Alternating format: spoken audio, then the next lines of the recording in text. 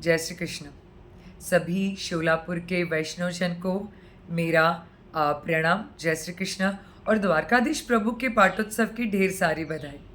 प्रियजनों, आज द्वारकाधीश प्रभु का पाठोत्सव है और आज शोभा यात्रा है।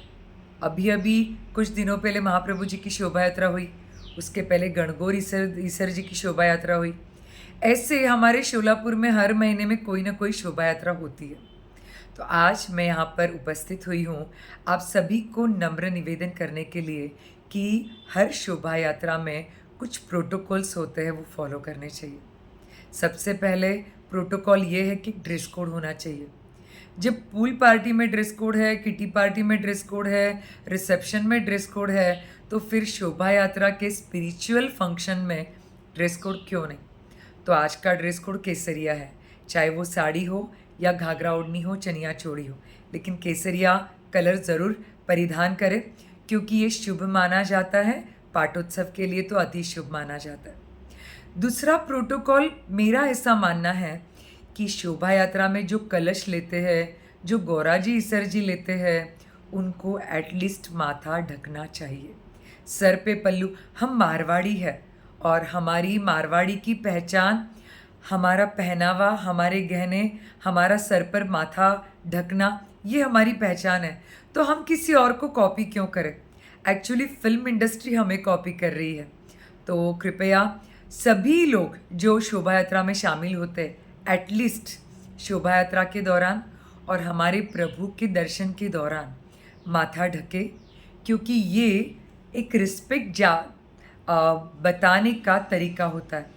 जैसे एक प्रेमी अपने प्रेमी को प्यार जाहिर करने के लिए गुलाब का फूल देता है, आई लव यू कहता है, वैसे हम हमारे प्रभु के प्रति आदर दिखाने के लिए एटलीस्ट कुछ पल के लिए सर तो ढक ही सकते हैं, है ना।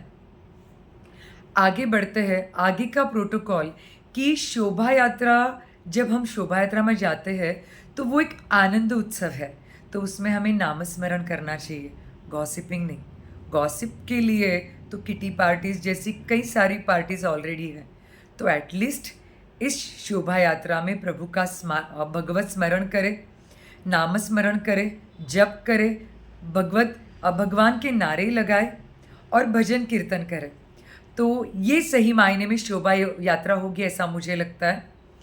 तीसरी बात कि शोभा यात्रा के दिनों में कुछ भगवतजन, भाविक वैष्णव जगह जगह पर पानी का, शरबत का, आइसक्रीम का इंतज़ाम करते हैं।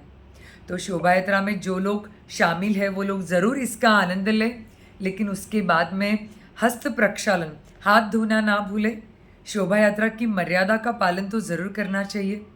लेकिन एक बहुत ही विचित्र बात देखी है मैंने कि जो लोग कलश लेते हैं वो एक हाथ से कलश ले रहे और दूसरे हाथ से आइसक्रीम खा रहे, शरबत पी रहे। ये नहीं होना चाहिए। ये हमारी शोभा यात्रा की मर्यादा का उल्लंघन करना होगा। जो प्रोटोकॉल्स है वो प्रोटोकॉल्स है।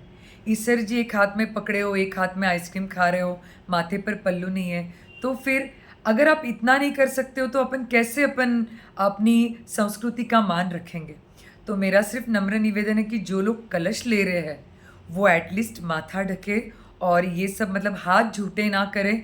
इतनी देर तो नियम का, व्रत का जैसे पालन करते हैं, इतनी देर तो नियम का पालन कर ही सकते हैं। तो बस अगर आपको कहीं पे भी लगता है कि मैं गलत हूँ तो मुझे माफ़ कीजिएगा। मैंने सिर्फ अपने विचार आपके सामने प्रदर्शित किए हैं। जय राधे, जय श्री कृष्ण।